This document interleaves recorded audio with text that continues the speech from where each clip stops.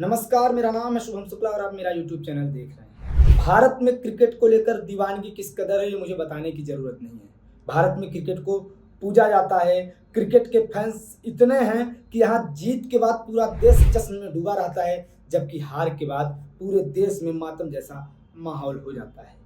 अब अगर आप मेरा थंबनेल देखकर इस वीडियो में आए हैं तो आप भी सोच रहे हैं कि भारत तो इस बार विश्व कप जीत गया, देश भर में जश्न मनाया जा रहा है, पूरी दुनिया में जहां जहां भारतीय प्रशंसक हैं वो पटाखे फोड़ रहे हैं, भारत को बधाइयां दे रहे हैं, कप्तान रोहित शर्मा को लेकर हर जगह उनकी तारीफ की जा रही है, तो फिर इसका थंबनेल ऐसा क्यों है कि भारत की हार के बाद ब्राह्मणों को किया गया टारगेट।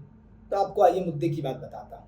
अगर आपने इस विश्व कप को गौर से देखा होगा तो उसमें एक खिलाड़ी थे जिनका नाम था शिवम दुबे। शुरुआती कुछ मैचों में असफल रहे, अच्छा प्रदर्शन नहीं कर पाए, लेकिन फाइनल में उन्होंने ताबड़तोड़ बैटिंग की और बेहतरीन प्रदर्शन किया। अपने परफॉर्मेंस के दम पर जीत में एक महत्वपूर्ण भूमिका भी निभाई।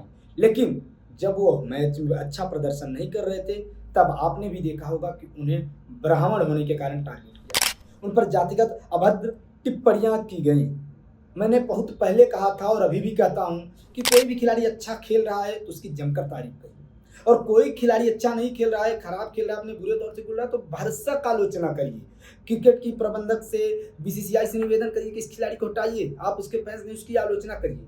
लेकिन पूरी जाति को टारगेट करना, ये कह देना कि वो ब्राह्मण है इसलिए टीम में है, क्या ये उचित है? आपकी स्क्रीन में चल रही है, मैं वो स्क्रीनशॉट लगा रहा हूँ कि कैसे अभद्र टिप्पणियां शिवम दुबे पर की गई थी। लेकिन क्या सिर्फ शिवम दुबे पर अभद्र टिप्पणियां की गई? नहीं, रोहित शर्मा जैसे महान बल्लेबाज जिसने भारत को ट्रॉफी दिलाई, भारत को विश्व कप फाइनल में ले गए 50-50 के, उन पर भी अश्लील और अभद्र टिप्पणियां सिर्फ इसलिए की गई थी क्योंकि वो जाति के ब्राह्मण थे। और इस विश्व कप में भी ब्राह्मणों पर अभद्र टिप्पणियां की गई। मैं जो बता रहा हूं, जो मेरा थंबनेल है, वो दरअसल 2022 के विश्व कप को लेकर है कि 2022 के नवंबर में जब सेमीफाइनल में भारत हार गया था इंग्लैंड से मैच, तब रोहित शर्मा को लेकर भद्र टिप्पणियां की गई। तो ये कहा गया था कि और करा लो ओपनिंग ब्राह्मणों से, ब्राह्मणों ने मैच हरा दिया। कोई कह रहा था कि सुदामा कोटा से खिलाड़ी आएंगे तो यही हश्र होगा।